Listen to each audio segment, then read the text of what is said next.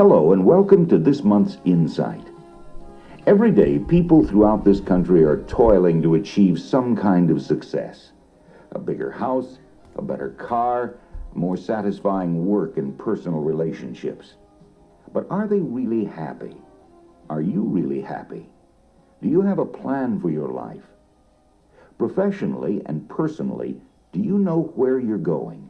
Or do you just tear feverishly through each day, each week, each month, letting life just carry you along? If we're to gain satisfaction out of the game of life, we must take control by formulating a workable strategy to achieve the things we want. We've got to manage our lives. It is important in this pursuit to gain perspective, to clarify what our values are, to understand how we function, and to know how to plan and be productive. Dr. Paul R. Timm is an expert on successful life management. He presents a sound and sensible way to balance your time and tasks for optimum performance and inner contentment.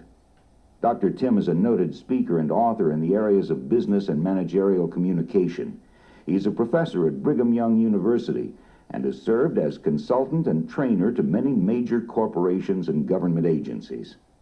As president of the Paul R. Timm Group, he provides success coaching to thousands via seminars and through 11 books on self-management and communication. Dr. Timm is featured in the video Successful Self-Management, available through Nightingale Conant. And now, here's Paul R. Timm with his purposeful approach to personal effectiveness.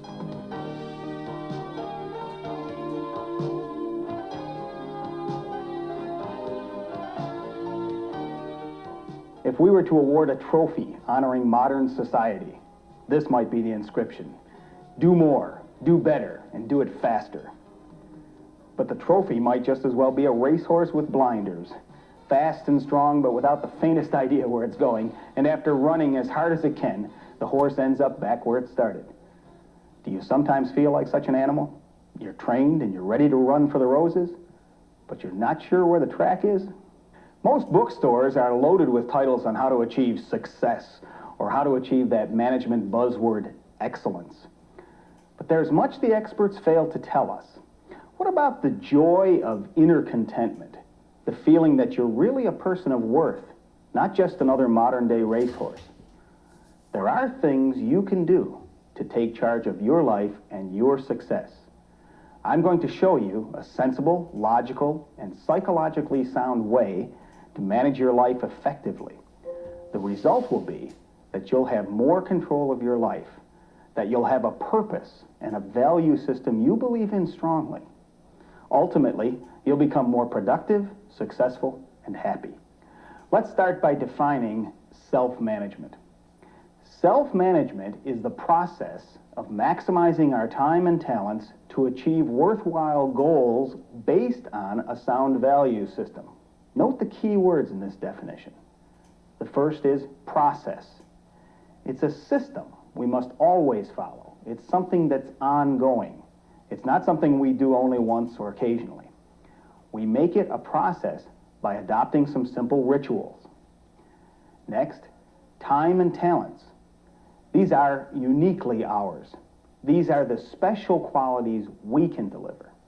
In essence, they're all we have to offer and all we can really manage. Worthwhile goals. These are the outcomes of our efforts, our planned for achievements. To be truly worthwhile, such goals must be rooted in these key words: a sound value system. Ultimately, we move toward what we value. Understanding your personal values is critical to the process of self-management. Let's talk now about what you'll need to do to better manage your life. We'll break it down into 5 categories or building blocks that all of us need to work on. The 5 building blocks are perspective, purpose, personality, planning, and productivity. Let's talk first about perspective. Perspective is our attitude about the amount of control we have over our lives. Some people feel helpless and overwhelmed by the demands the world seems to place upon them. Others, however, act as if they have virtually total control of every event that might affect them. We want to shape the course of our lives. But somehow, often very slowly and sometimes unconsciously, that control starts slipping away. Do you feel a lack of control in your life? We all want to be in control. Most of us get frustrated when we can't control our situation. In fact, a major source of occupational stress is the feeling of having too little control on the job. Off the job, people increasingly find themselves trying to handle more and more. Family, civic or religious activities, physical fitness, education, and all kinds of other things. Each takes a bite out of our precious time and drains our limited energy. Combine this with a feeling that we have to do more and do it better, and you'll have people feeling enormous amounts of pressure. That's why many of us feel our lives are out of control. The activities we can control usually concern ourselves. This leads to a simple conclusion. The most fertile area for greater control lies within ourselves. That means we have a tremendous amount of power, the power to decide what we want to do. With other people, we may have some influence or some impact on their lives, but we cannot absolutely control them. But we can control ourselves. This, despite a never-ending series of demands upon our time and talents, those demands that come from bosses, fellow workers, subordinates, family, and friends. But the successful life manager can deal with this. They do so by constantly remembering and fulfilling their own dreams, goals, and values. It's in this way that we control and positively influence our lives. Our second building block is purpose. People without a sense of purpose lack focus in their lives.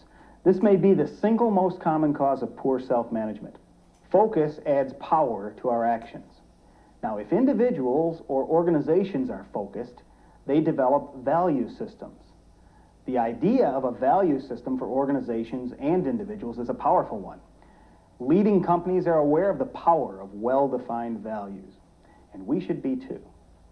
The challenge to clarify values applies to leaders, not only in business, but also to civic groups, church groups, families, and perhaps most of all, to those of us interested in personal effectiveness and self-management. A value is simply an idea that is desirable. To make it a personal value, simply add the words, "to me." Personal values need nothing else to justify their desirability, as long as they're not antisocial or destructive. But once our value system is clarified, it will provide focus for our lives. We should be striving to fulfill the values we believe in strongly. If we don't do this, we're likely to go off in all kinds of directions without anything to guide us. Now, this isn't easy. Very often values conflict. For example, you have a strong desire to do whatever work is necessary to succeed on your job. That may involve many long days and hours. But this may conflict with your desire for a strong family life. But you must make choices. Careful value planning takes time. Set up a notebook or life planner that provides you a place to write your core values and the activities you need to fulfill these values.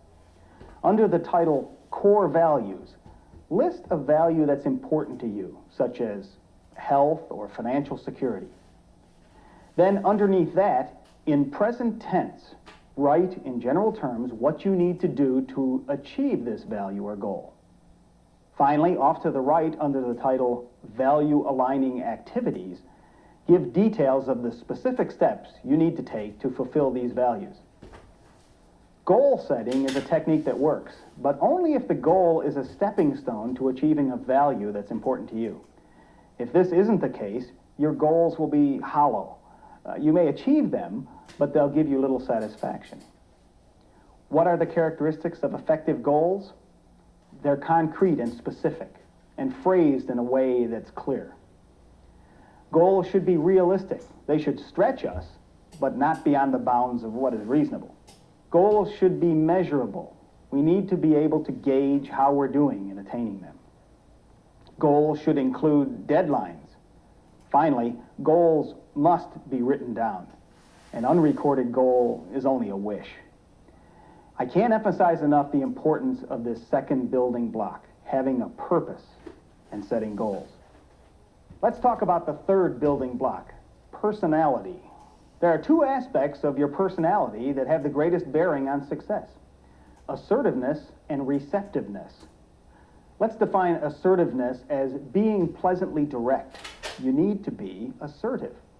When you're asked to do things that run counter to your plans and values, you need the courage to say the most important word in any self-manager's vocabulary: no. Some people have trouble doing this. It's tough to turn down the boss, but if the job is taking too much of your time and your family life is deteriorating, you may have to examine your values.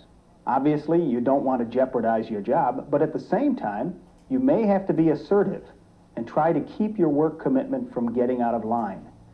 Normally, if you're a conscientious, valuable employee, your boss will respect you if you discuss this with him or her. In most cases, the two of you can find a way to work out the problem. Now let's talk about receptiveness.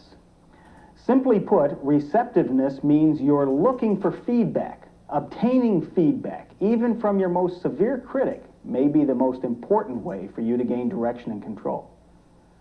But many people are defensive, and they are not willing to accept feedback. Here are some ways to encourage feedback. Stay non-defensive. Listen, but don't try to explain or justify. Ask for more information, especially specifics. Express an honest reaction to the feedback, but always in a non-confrontive, encouraging way. Thank those providing the feedback and indicate you welcome it in the future. Remember, it takes a lot of courage not only to hear criticism, but to actually request it. But that's one of the marks of the highly successful person. It's tough, but if you do it, you'll reap a rich reward. Our fourth block to successful self-management is planning. Planning is critical to your success, and it's vital that you use some form of a planner where you can write things down. Just make sure you write out your plans. How much time should you devote to daily planning? It varies with each person, of course, but I recommend at least 10 to 15 minutes a day. How should you do it? A priority task list for each day. This means you write down the specific things you need to accomplish on that particular day. Assign a letter priority to each item on your list. Use A, B, C, and a star. Put an A next to the items that must be completed. Put a B next to things you should get done, and use a C for things that you could do, but are not a must. Finally, a star indicates something is urgent and must be done now. Use the star very sparingly. Urgent tasks normally are not planned during your planning time. It's also useful to put a number by each task, telling you which to do first, second, third, and so forth. As you complete each job, give yourself a reward. These take the form of completion symbols. Put a check mark to indicate the job has been finished. That, my friend, should make you feel good. But when something needs to be rescheduled, put an arrow by it. When you do this, make sure the task is rescheduled for another day in the planner. If you reassign the job to someone else, use a circle and put it to the left of the completion symbol column. When the job is completed, put a check in the completed column. A final symbol, an X, indicates the item has been deleted. Now, it might mean that you blew it and it just did not get done. Or it may mean you've reconsidered and you don't feel it's worth doing. The goal here is to tie in this planning with your long-term values and goals. Your planner should be ambitious. It should have a monthly plan section, a yearly plan record, and your life plan. In doing your planning, use the life plan to record your core values and the activities you need to realize these values. Likewise, your yearly and monthly plans should emphasize specific tasks to achieve your goals. If you plan effectively, you'll have a blueprint for success. The last of our success building blocks is productivity. How well do you use your time? How much do you get done? Here are some common productivity killers: interruptions, clutter and paperwork, unproductive communication, procrastination, indecision, and self-overload. Are they a problem for you? Let's talk about each of these and what you can do to overcome them. If you're interrupted, be assertive and decline to be interrupted. For example, if someone says, "Have you got a minute?" just politely say, "No, I really don't.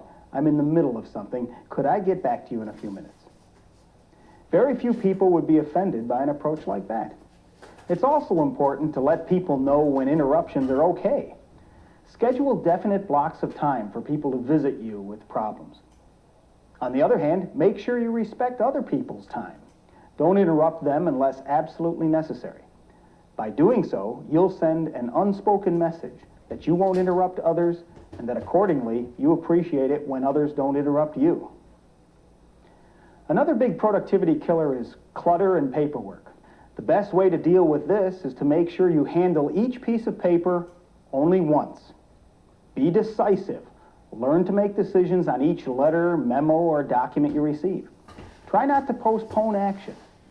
Clean out your files periodically so they don't get cluttered. Another thing that limits your productivity is unproductive communication. There are 3 ways to deal with this. First, choose the right media for your messages. Don't send a letter when a phone call will do. Don't make a call when a personal visit is needed. Second, obtain feedback. Always give the person you're talking to a chance to question and clarify. Third, keep your boss appraised of your priorities. Meet with him as often as possible to keep him briefed and aware of what you're doing. One of the biggest productivity killers is procrastination. Try to use the daily priority task list we talked about to keep you on track and not procrastinating. Concentrate on doing the unpleasant jobs first and get them over with and enjoy the rest of the day. And finally, use self-discipline. Give yourself a reward when you finish a tough assignment, such as a nice meal or a round of golf. A companion problem to procrastination is indecision. Sometimes you just have to act. Very often, a quick, decisive judgment is the best one. Avoid what I call perfection paralysis. Everything you do won't be perfect, so make a decision and move on to the next problem. Our last productivity killer is self-overload. Focus only on the things that are important. Delegate everything you possibly can. Put your major efforts into your value-based activities and stay flexible. Don't become a time nut. Vary your routine if that's what's needed to take off some of the pressure. All the things we've been talking about are aimed at letting you control your life. If you can do that, both professionally and personally, you're going to be happier and more successful. It all goes back to those key building blocks. They begin with perspective. Do you have control over your life? Are you doing what you want to do? This is vital before anything else can happen. Do you have a purpose, a value system, something that gives you direction in both your professional and personal lives? Your personality also is a key. You need to be both assertive and receptive to meet your goals. Planning is another vital building block. You need to plan in writing your values, goals, and actions. This will give you a guide that will help ensure your success. Finally, you must be dedicated to improving your productivity, to avoiding all those things that keep you from happiness and fulfillment. Your life can be balanced.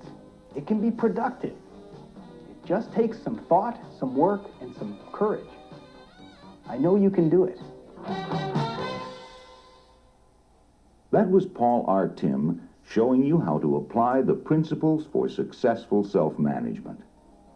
And now, here are more inspiring ideas from the Dean of Personal Development, Earl Nightingale.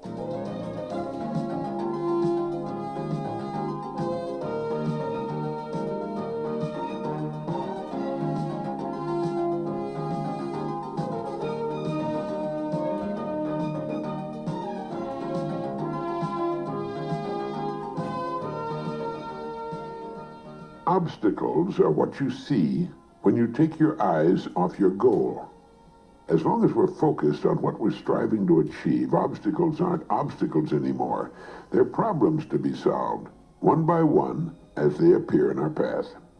The great trains that 20th Century Limiteds used to run between New York City and Chicago. Every evening about 6 o'clock, one would leave New York, the other Chicago. Each would arrive, one in New York, the other in Chicago, at about 8:30 the next morning. They were great trains, and I used to love to ride them. But as someone once noted, if each train waited in the station until all the lights turned green simultaneously along the right-of-way between New York City and Chicago, it would simply rust to the rails. It would never get started. Instead, when it was time to leave, the train would start out after it got its first green light. As the train progressed, the other lights along the way would turn green for it, usually at the proper time, and soon it was at its destination. That's the way it works when a business or a person knows where it or he or she is going. To try to wait until every possible problem has been solved or every possible objection has been overcome before getting started would be to never start at all. There's another advantage to having a definite and stated goal or purpose. Once we're underway and what we're doing is right, we become the astonished beneficiaries of the most amazing serendipitous events. We'll be driving to lunch with a friend we haven't seen for some time. We'll be chatting, and suddenly our friend gives us the answer to a problem we've been wrestling with, or the key to the answer. Or we open a book, and voila, we find the next step. Or we wake up at 4:30 in the morning with the answer dangling in front of our consciousness. Or an employee who's barely said a word for 6 months says, "Hey, how about this idea?" However it happens, the next light turns green just as we move up on it. Dr. Rollo May, in his marvelous book, The Courage to Create, states, "A person without a purpose is a contradiction in terms. Thinking about goals is the identifying characteristic of human behavior. Therefore, a person without a purpose is some kind of atom moved around by external forces. The quality of being human is absent unless the atom resists outside control." And he also says, human life might be defined by saying it's a project in overcoming the obstacles to self-direction, and the will to do this is called love of freedom. This is what today's forward-looking company and today's forward-looking executive are all about. Both are moving toward new goals, new processes, new systems, new successes never before attained. They're self-directed entities, each pursuing complementary goals in a symbiotic relationship. So now would be a good time to stop everything and write out the answers to some questions. The first might be, where is my company heading? What are we trying to achieve? It might pertain to a division within the company, and the next question would be, what am I moving toward? What is my next major goal? Once those questions are clearly defined, everything begins to fall into place like the scattered pieces of a jigsaw puzzle. Before long, the picture's complete, the goals accomplished. And then we're once again free to set new goals and look toward new higher plateaus on which to stand. The growth factor is vital. We're either growing or dying. There is no standing still in nature, although millions give us the impression that's what they're trying to do. That's why the great companies and the great people keep right on growing, keep right on reaching for new, better goals, new, better ways of doing things. There's always a better way. Stress, depression are major problems today. An article in Business Week magazine pointed out that as many as 15% of executives and managers suffer from depression or critical levels of stress that will eventually affect their job performance. The cost to business of stress-related problems and mental illness is estimated at $150 billion annually in health insurance and disability claims, lost productivity, and other expenses. When stress or depression gets severe, some executives turn to alcohol. That's the wrong turn. Everybody and everything then suffers, the spouse, the kids, the executive, and the job. And when we're under stress or suffering depression, our options seem to shrink almost to the vanishing point. We feel trapped with no way out. That's when we need to sit down soberly and work on goals. There are a zillion ways to reach a goal. We need to rise above stress and depression by realizing, first of all, that in a life where death is inevitable, we should never worry about anything. Worry does no good. It turns off the creative juices just when they're needed most. We have to rise above worry and concentrate on that goal we want to reach and look for answers. And as soon as we begin thinking of answers, as soon as we change our mindset from negative to positive, things have a way of clearing up. All living things have a defense mechanism, a system for overcoming threat. You and I were given the best system of all.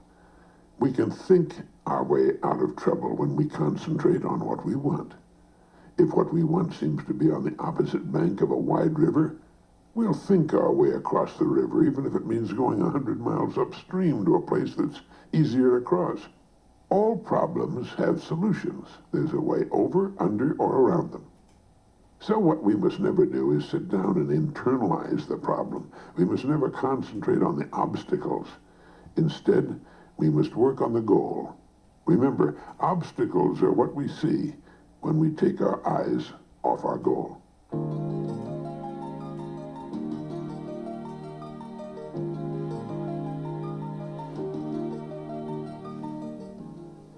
Now I have some advice that you didn't ask for and may not want, but it's true all the same.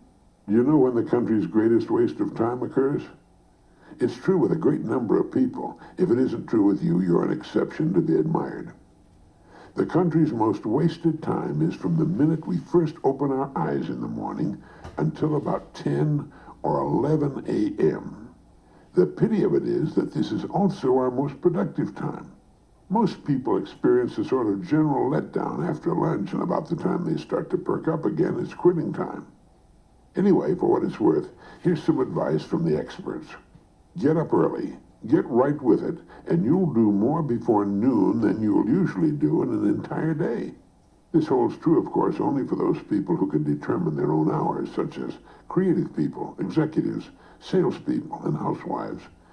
If you're a bricklayer, a carpenter, or work on an assembly line, you have to take the work as it comes. Now, nobody but a small child, a health nut, or a young woman on her wedding day feels like going bear hunting with a buggy whip when he or she first wakes up in the morning. After we wake up, we have the urge to just lie there and do nothing more ambitious than roll over and pull up the covers, or maybe glare at the alarm clock. That's where we make our mistake. No matter how hard it is, we should get out from under the covers the minute we wake up. Sit on the edge of the bed, stretch, take a few deep breaths, and then head for the shower. After a good hot shower and a brisk rub with a towel, get dressed. This is important. Take a shower first thing, say the experts, and then get dressed. The act of dressing makes you feel energetic. Then think of the things that need to be done. Get something to eat. This is important, too, because your blood sugar is way down when you first wake up. And as soon as you've eaten, go right to work. Pile right into it, and you'll find you've done more by 11 o'clock than you usually do in an entire day. Then, if you wish, sit down with that cup of coffee and read the morning paper. Your work, or at least most of it's all behind you. Almost all business executives should make it a practice to get to the office at least an hour before the rest of the people show up. You can get more good ideas, more accomplished in that quiet hour, more planning and organizing done than in the entire rest of the day. It's a fact. The hours from 6 or 7 in the morning until noon are a person's most productive and creative hours. And as a rule, these are the hours that are wasted most. Why don't you try it tomorrow? Get up at the first crack of dawn and go at it. You may be tired by noon, but you'll have accomplished more than you usually do in an entire day. Remember, there's one good thing about advice. You don't have to take it.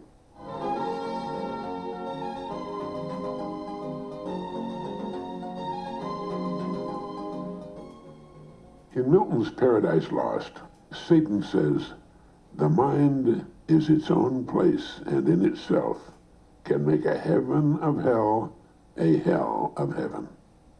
When Satan says this, he doesn't realize its truth or the ironic fact that his hate-filled mind has indeed made for him a hell of heaven, but cannot make a heaven of hell. And Satan, in this great work by Milton, has lots of company. No one knows or can even guess how many millions of people there are who are living in a virtual heaven of opportunity in every department of their lives, and yet turn it into a living hell. They have every opportunity to love, and yet they hate. They have every opportunity to trust, and yet they mistrust. Every opportunity to work and give of themselves, and yet they hold back in the suspicious dread that they're being cheated. They have every opportunity to share in the wealth of the richest society since the beginning of the world, and yet they sit and grumble because it's not given to them for being lazy and ignorant. They are ignorant even though they are surrounded on every side by the free and abundant opportunity to learn to their full capacity. The public libraries in their towns and cities are half empty, waiting in vain for them to enter and learn. The schools and their parents beg them to stay in school, to qualify themselves for the fast-changing world, but they drop out. In every walk of life, in every stratum of society, you can see the bitter, desolate expressions, the hollow eyes and listless hands of those whose minds have condemned them to the tortures of the damned or to a life of endless tedium and ennui. The old Roman Seneca put it this way: a good and a right mind is a kind of divinity lodged in flesh, and may be the blessing of a slave as well as of a prince. It came from heaven, and to heaven it must return, and it is a kind of heavenly felicity which a pure and virtuous mind enjoys in some degree, even on earth. And Chaucer said, "My mind to me a kingdom is, such present joys therein I find, that it excels all other bliss that earth affords." Every person's mind is his kingdom, and he, as the reigning monarch, decides what kind of a kingdom it is to be: bleak or bountiful, rich or poor, interesting or dull, happy or unhappy. Milton knew what he was talking about when he had his Satan say in Paradise Lost, "The mind is its own place, and in itself can make a heaven of hell, a hell of heaven." And the most important moment of our lives is when we understand that we can fashion our minds at will. What stubbing, plowing, digging, and harrowing is to the land, thinking, reflecting, and examining is to the mind. We know the soil is rich. The harvest is up to us. That was Earl Nightingale. And now please turn this cassette over to hear Les Brown on side 2.